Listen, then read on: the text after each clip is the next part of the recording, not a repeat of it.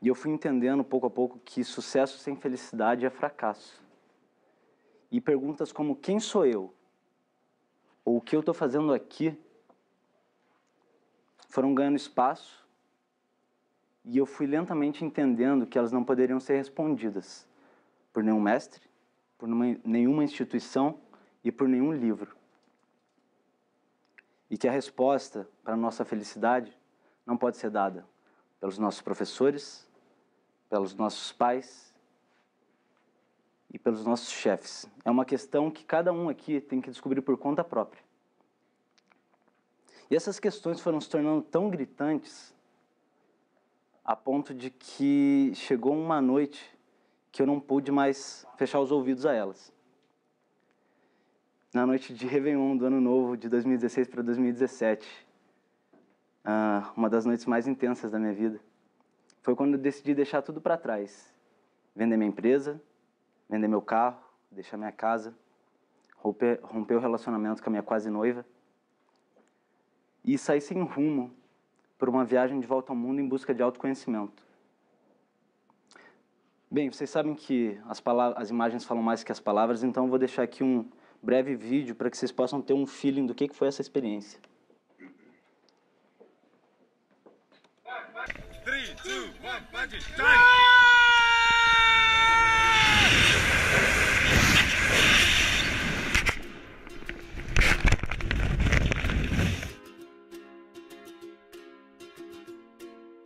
A vida não pode ser pensada, calculada ou prevista.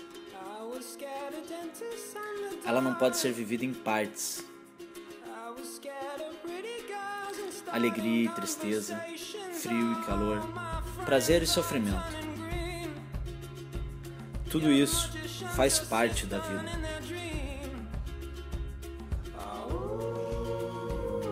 E talvez, por tentá-la vivê-la em partes, nós nos sintamos tão incompletos.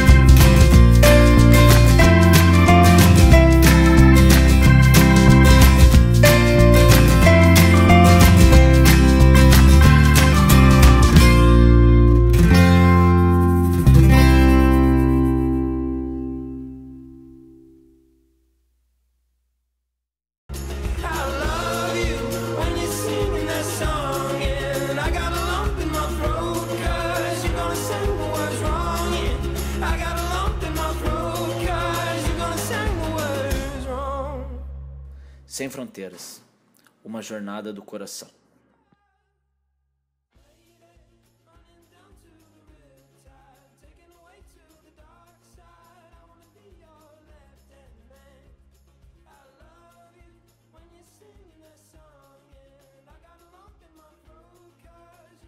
8 meses, 14 países e mais de 50 cidades, 10 tradições religiosas e retiros, 7 assaltos e roubos, inclusive um assalto no primeiro dia na África do Sul, onde eu tive praticamente todo o meu dinheiro roubado. 2 ossos fraturados e algumas histórias que até hoje eu custo acreditar ter vivido, como ter morado numa caverna por quase um mês no sul da Índia, ser atacado por 2 rinocerontes selvagens numa selva no Nepal, onde eu resolvi fazer um safari a pé sem proteção, pular de um trem em movimento em Agra, subir o Everest Base Camp, quebrar o pé e ter que continuar com o pé quebrado, porque o resgate era muito caro e eu já tinha sido roubado várias vezes. Me perder e quase perder a vida a 4.000 metros de altura, nos Himalaias, e ficar suspenso num paredão vertical com um abismo embaixo de mim e ter que voltar numa floresta selvagem, perdido, com ursos selvagens e alguns leopardos da neve. Realmente eu fui dos desertos mais áridos, as florestas mais densas, das profundezas dos oceanos, às montanhas mais altas. E tudo isso para perceber que eu realmente não sei de nada sobre a vida. Se Einstein, que é um dos maiores pensadores que a humanidade já teve, chegou à conclusão de que só sei que nada sei, como é que eu, que não sou ninguém, vou chegar a qualquer outra conclusão? Isso porque o conhecimento, ele é como se fosse uma ilha, e o desconhecido é como se fosse o oceano ao redor dessa ilha. E na medida que a gente expande o nosso território de conhecimento, aumenta também o nosso grau de contato com o desconhecido. E isso de maneira alguma significa optar pela ignorância, mas entender que o desconhecido é a fonte de todo conhecimento e sabedoria. Portanto, é importante sim dominar todas as técnicas, conhecer toda a teoria, mas permanecer humilde perante o mistério.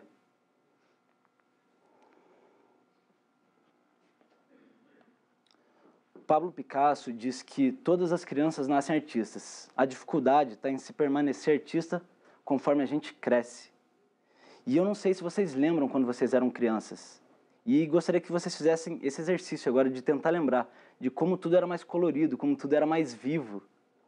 E que as coisas não possuíam esses nomes e formas que a gente atribuiu hoje, e portanto a gente era livre para atribuir o significado que a gente quisesse a qualquer coisa. Um pedaço de pau era uma espada, um gramado era uma perigosa floresta.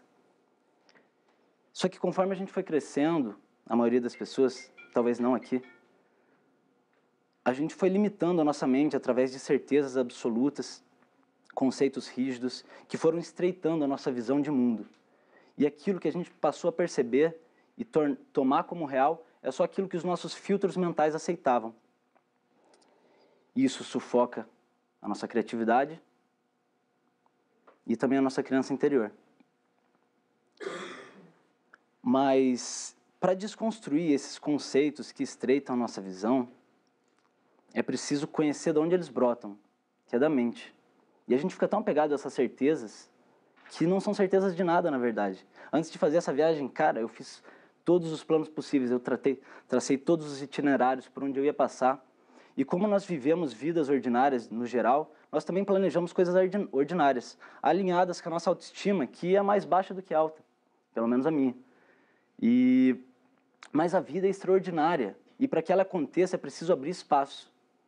E ainda no aeroporto de São Paulo, antes de deixar o Brasil, eu tive meu iPad roubado com todos os itinerários, e eu não tinha passado para a nuvem ainda, eu estava correndo. E que bom que isso aconteceu, senão teria sido uma viagem normal. Às vezes, não conseguir o que a gente quer é uma tremenda sorte. E para abrir espaço nessa mente limitada, é preciso entender que a mente é a fonte de todo conceito e toda percepção de mundo. Toda forma é vazia. A realidade material, ela é física, presente. Mas a forma como nós percebemos essa realidade brota da mente. E a nossa mente é criativa, é luminosa.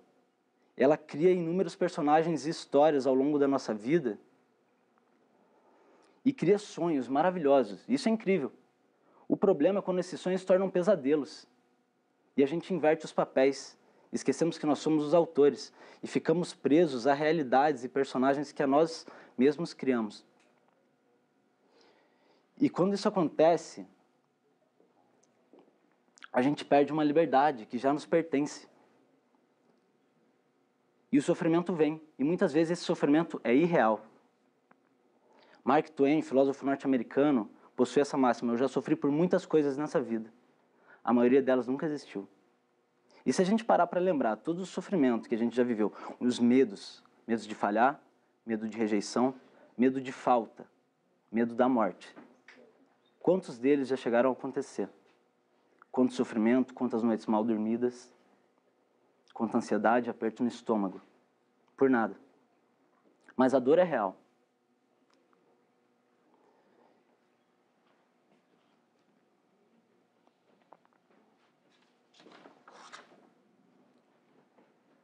E para mim é difícil não falar de sofrimento e omitir uma questão tão presente na nossa sociedade hoje, em todos os campos, e que também sempre foi muito presente na minha vida pessoal, que é a questão da depressão.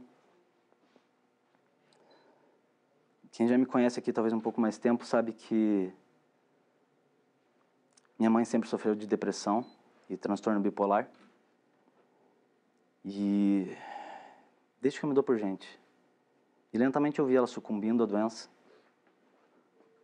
perdendo a luta para si mesmo, perdendo as cores dos dias e a vontade de viver. Até que chegou um momento que, depois de muitas crises, internações, escândalos, a existência se tornou algo insuportável para ela e ela acabou se despedindo desse mundo de uma maneira não tão bonita. E eu vi isso acontecer com meu avô também, com meu bisavô, com a minha bisavó. E vi meu irmão passando por esse mesmo processo. Graças a Deus ele se curou alguns anos atrás. E hoje é psiquiatra.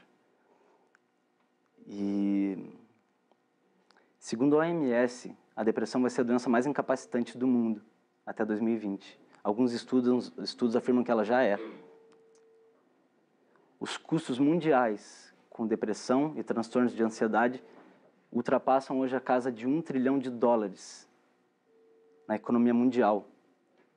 E esses números devem dobrar nos próximos 20 anos. Se a gente transformasse os custos com depressão no PIB de um país, ele estaria entre as 15 maiores economias do mundo.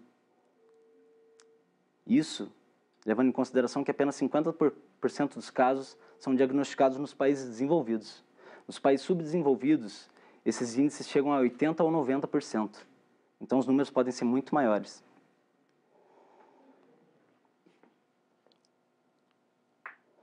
E, eu não sei, pessoal do RH, sou a Nádia aqui, estou do RH? Tem mais gente? Os estudos comprovam que a infelicidade no mercado de trabalho afeta 40% de toda a produtividade, enquanto um funcionário bem satisfeito com o seu trabalho consigo mesmo chega a dobrar esses números. Então a gente percebe até mesmo a necessidade econômica de se investir em felicidade. Eu acredito que o pessoal aqui da Miram já percebeu isso. Vocês contrataram uma pesquisa com a Grande Escola sobre felicidade, né, Nádia? E, bem, eu também estou aqui falando sobre felicidade hoje. Google, Facebook. Que a felicidade é importante no mercado de trabalho não é uma novidade. Mas a questão é, o que é felicidade? E como que a gente alcança ela?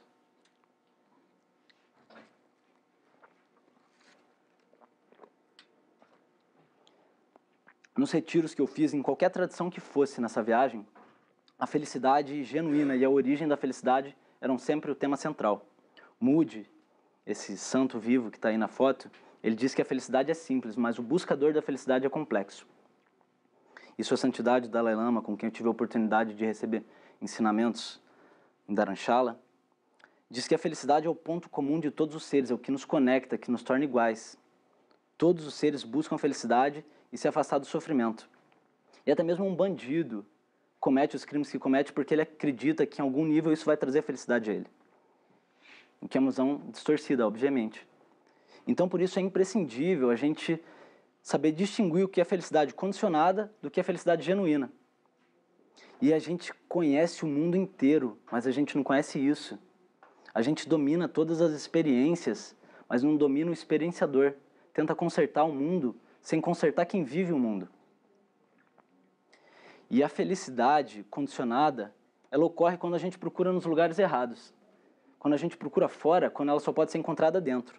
E a gente tende a pensar que só pode ser feliz se estiver vivendo tal situação financeira, com determinado carro, com determinada pessoa, com determinada situação profissional. E quando a gente transfere a responsabilidade da nossa felicidade para questões externas, ou para a ausência delas, a gente passa a condição de reféns. Porque a gente só vai poder ser feliz, nunca vamos poder ser feliz. Nós só poderemos estar felizes momentaneamente, tão e somente se todas as expectativas ao nosso redor, que são cada vez maiores, forem correspondidas. O que nos leva a uma expectativa incessante, uma corrida sem fim, de ter que ficar sempre controlando tudo, manipulando, criando estratégias para coisas que estão além do nosso controle. E de qualquer forma, mesmo que você atinja essas expectativas, o resultado acaba sendo sempre o sofrimento. Porque se você não conquista, você se frustra e sofre. E se você conquista, ainda que você tenha uma breve alegria, você também sofre de uma maneira diferente. E passa a ter medo de perder aquela pessoa, aquela situação. E aí passa a sofrer com ciúmes, insegurança, competitividade, com o peso da responsabilidade.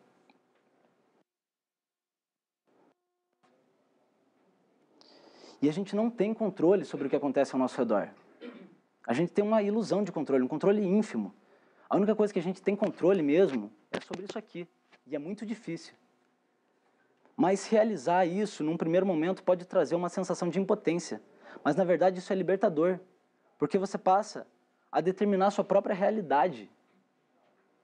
E descobrir o que é felicidade genuína. E felicidade genuína já é o seu estado natural.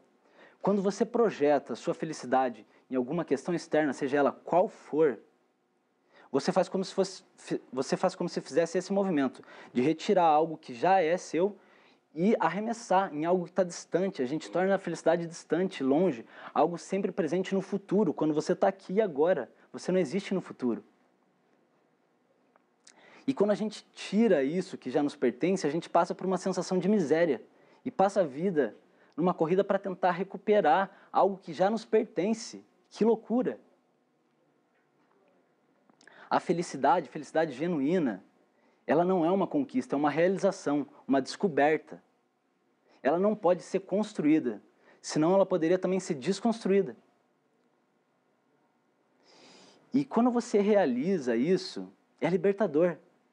Quando eu estava em Myanmar, tinha uma história de Buda que foi contada que dizia o seguinte: um homem chegou ao Buda e perguntou: eu quero a felicidade, eu quero a felicidade. Como eu faço? Então Buda disse: primeiro você tira o eu, isso é ego. Segundo, você tira o quero, isso é desejo. E a única coisa que restará é a felicidade por si própria. É algo que brota de dentro para fora. Se um ovo quebra de fora para dentro, uma vida termina. Se um ovo quebra de dentro para fora, uma vida começa. E quando você realiza isso, você descobre um grau de liberdade que está acima de qualquer outra experiência que essa vida possa te oferecer.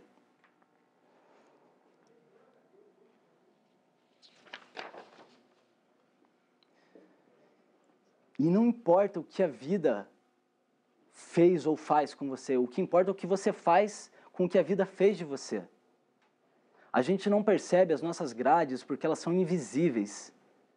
Nós tendemos facilmente a atribuir as nossas prisões e sensação de enclausuramento a questões externas, à sociedade, às contas para pagar, ou às vezes até mesmo ao nosso trabalho e à nossa família. Mas os nossos verdadeiros grilhões são internos, são o medo, o desejo, o orgulho, o rancor. E a verdadeira liberdade, a liberdade genuína, é liberdade em relação a si mesmo. Não é preciso viajar o mundo, não é preciso largar tudo. Essa era uma visão errônea que eu tinha. Porque se você depender de qualquer questão externa, de tal não estar no emprego, de tal não estar no país, de tal não estar bem financeiramente, você se torna um escravo. Você se torna um escravo das suas próprias expectativas. Mandela encontrou sua liberdade dentro de uma cela de 2 metros por 2,5 metros. eu tive a oportunidade de estar lá. E quando ele deixou a prisão, ele disse que se ele não deixasse os seus medos, o seu rancor, o seu ódio naquela cela, ele continuaria na condição de prisioneiro, ainda que caminhasse livre pela rua. E liberdade implica também responsabilidade, porque você assume o compromisso de que somente você e mais ninguém e nada ao seu redor é responsável pela sua felicidade. Mas é uma responsabilidade que não traz peso, e sim leveza, porque você é livre para criar realidades positivas. Quando eu estava fazendo retiro de formação em yoga em Rishikesh, eu aprendi um pouco de sânscrito. Meditação em sânscrito significa bhavana. E bhavana significa cultivar. Então a paz, a felicidade, a bem-aventurança são estados que têm que ser cultivados. Você não pode forçar uma planta a crescer, mas você pode criar as causas e condições positivas para que ela cresça naturalmente. Madre Teresa de Calcutá dizia que ela jamais iria em uma manifestação contra a guerra, mas que ela iria em todas as manifestações pela paz. É uma diferença sutil, mas fundamental, porque aquilo que você alimenta cresce. E a gente tende tanto a focar nos problemas, reclamar deles, que a gente dá energia. O mercado não quer saber de problema, quer saber de solução.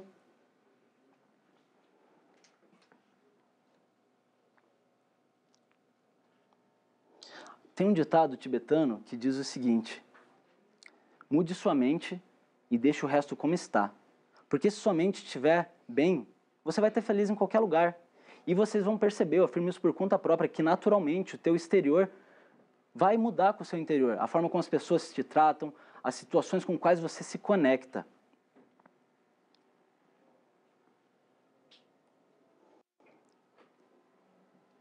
Você é livre para ressignificar a tua vida. Eu acredito que a maioria das pessoas aqui sejam comunicólogos ou tenham estudado comunicação em algum nível. Isso é semiótica pura. É entender que os signos e símbolos são vazios e que a gente é livre para atribuir o significado que a gente quiser a eles. Se eu pensasse apenas nos aspectos negativos de ser roubado, de quebrar o pé, de ter problema com o passaporte, eu teria desistido no primeiro dia. E foi justamente a capacidade de ressignificar todos os aparentes obstáculos que me permitem estar aqui hoje, conversando. Quando alguém te oferece um job, você pode reclamar, achar que é mais um peso, mais uma responsabilidade, ficar com medo, ou ver isso como uma oportunidade de ter teu trabalho reconhecido, de ser lembrado, de exercer a sua criatividade. E ainda que eu esteja falando aqui sobre adentrar a si mesmo para se conhecer, e que é você quem determina a sua realidade independente das questões externas, eu não posso deixar de falar sobre algo que foi tão importante na minha viagem, na minha vida, como é na de todos vocês. Que é o outro.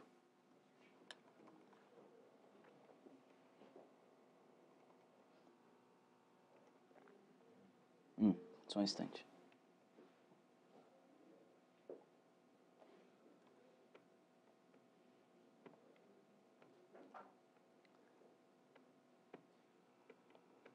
Enfim.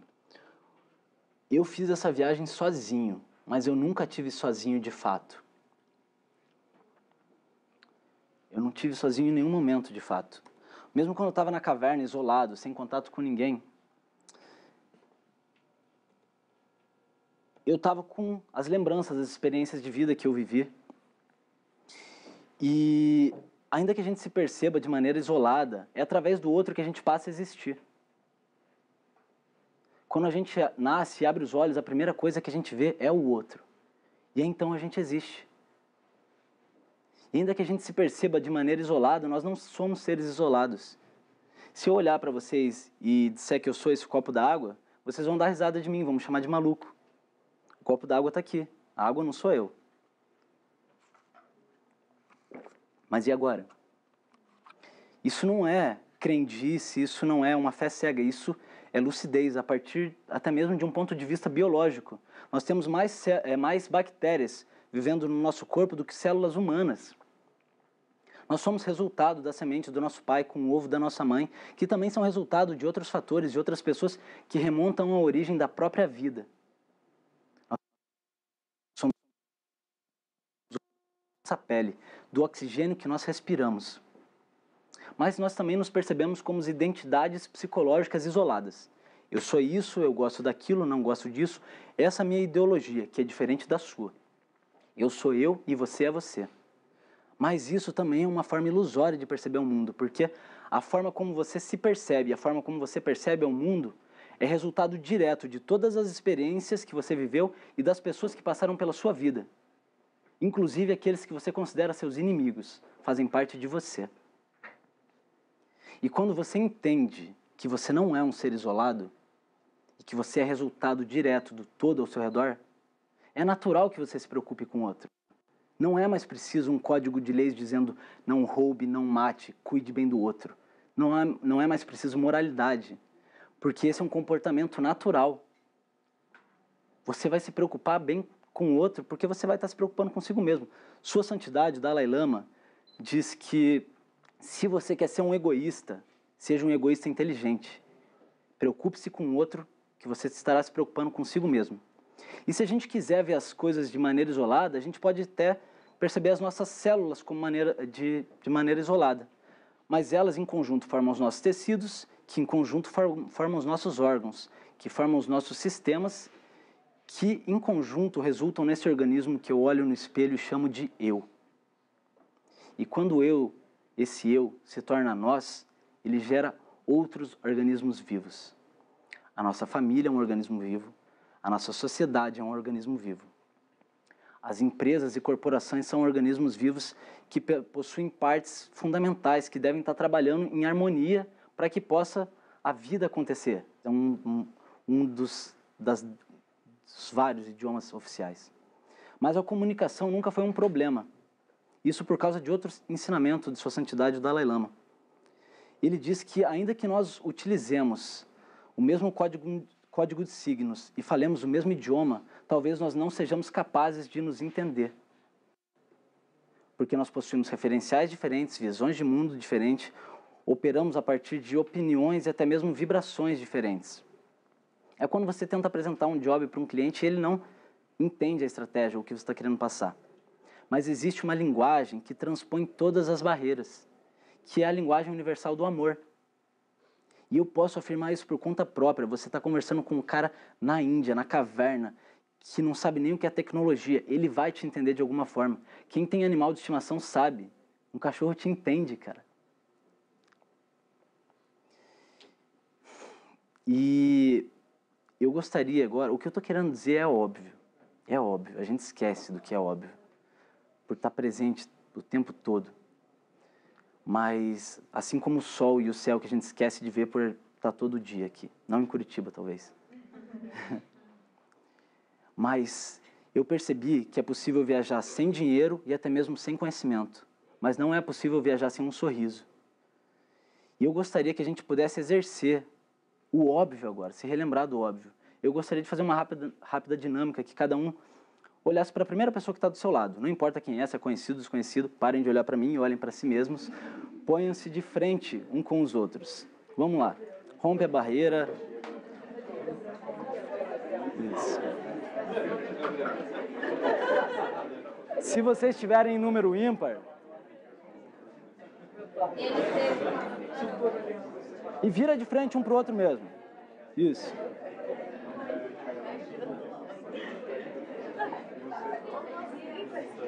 Vocês estão em 3? Vem cá. Pode ficar aqui. Tá todo mundo com alguém? Todo mundo com alguém? Tem ninguém sobrando? Tem um trio? Então vem mais. Pode vir uma de vocês aqui. Vem. E agora eu gostaria que vocês se permitissem, olhando uns para os outros, não para mim, largassem o celular e se permitissem silenciar o corpo, silenciar a mente e se olhar nos olhos. Se olhar nos olhos, talvez seja desconfortável. Olhem entre vocês mesmos. Forcem-se. De nada adianta. Continuem olhando nos olhos. Isso. Agora, tentem silenciar um pouquinho. Vou pedir um pouquinho de silêncio. Isso. Vou pedir um pouquinho de silêncio. Mantenham o olhar. De nada adianta a gente desenvolver tecnologia para ir até a Lua se a gente não for capaz de transpor os abismos entre nós mesmos. E continuem olhando nos olhos. E percebam o outro na sua frente. Percebam de verdade. Percebam que é um outro ser que também ama e que também sofre. E que tem o mesmo desejo e direito de ser feliz do que eu. E que talvez eu não reconheça, não saiba quais são todas as suas dores, a sua história e suas cicatrizes. Mas eu as reconheço e as respeito, pois eu também tenho as minhas. Entendendo que eu existo através do outro, eu permito que brote um profundo e sincero sentimento de benevolência, de compaixão, de ir além das diferenças e de que talvez nós tenhamos mais coisas em comum do que nós pensamos. Entendendo que o outro é parte do que eu sou e que eu também carrego o outro em mim. Eu desejo sinceramente que você seja feliz, que você supere todo o sofrimento e angústia que talvez esteja passando. E que você encontre alegria no seu viver, nessa curta caminhada, que a gente desperdiça com coisas não tão preciosas. E que seja capaz de espalhar essa alegria pelo seu caminho. Permita que essa conexão se aprofunde no silêncio, reconhecendo o brilho do olho, que é o brilho da alma.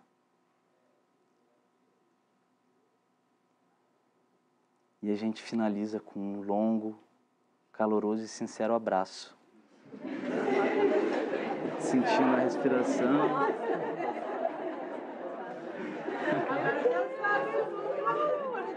É muito lindo, velho.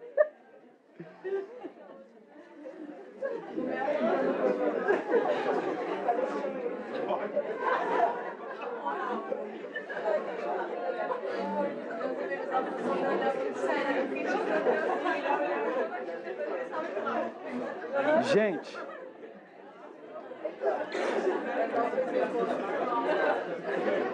as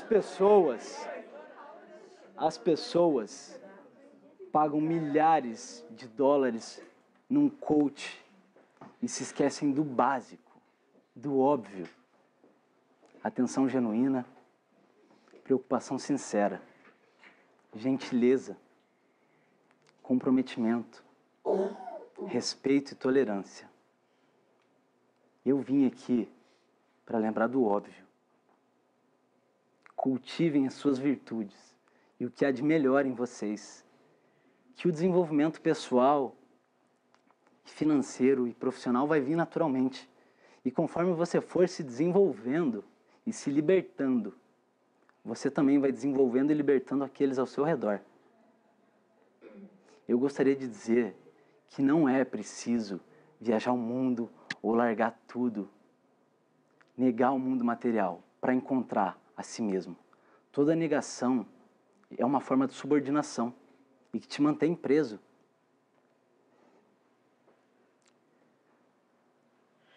De nada adianta viajar ao mundo à procura do que é belo se já não carregarmos isso com nós mesmos. E a viagem, a verdadeira viagem, é aquela que a gente vive aqui dentro, percorrida dentro de si. Eu gostaria de finalizar essa conversa com uma história que eu recebi na Índia, do meu mestre. Há uma velha lenda hindu que conta que houve um tempo em que todos os homens eram deuses. Mas como abusaram desse poder, Brahman, o senhor de todos os deuses, decidiu retirar a divindade do homem e esconder num lugar onde seria impossível de ser encontrada. Mas onde? Para resolver essa questão, ele reuniu em conselho os deuses menores. Então eles propuseram: vamos enterrá-la nas profundezas da terra. Não, disse Brahman, pois o homem há de escavar até os confins desse mundo e há de encontrá-la. Então vamos mergulhá-la no mais fundo dos oceanos. Não, disse Brahman, pois o homem há de explorar os mares e há de trazê-la à superfície. Então vamos colocá-la na mais alta das montanhas, acima das nuvens. Não, pois o homem há de conquistar os céus e há de chegar ao topo do mundo. O que fazer então, se não há lugar entre o céu e a terra que o homem não há de conquistar? Eis o que faremos, disse Brahman. Vamos esconder a divindade do homem dentro do próprio homem. Ele nunca haverá de encontrá-la.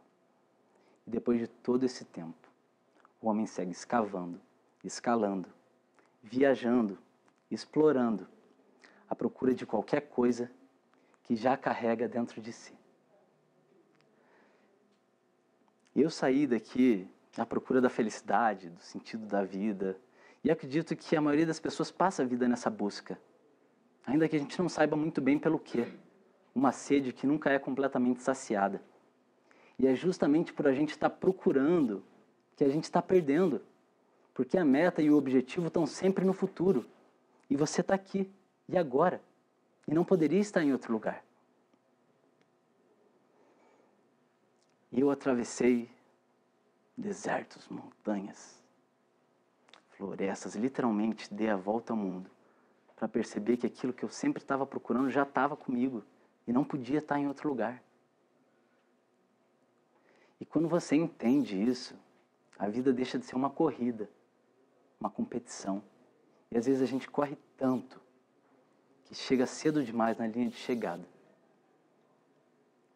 Nós somos deuses e nos esquecemos disso. Recuperem a divindade de vocês. Obrigado.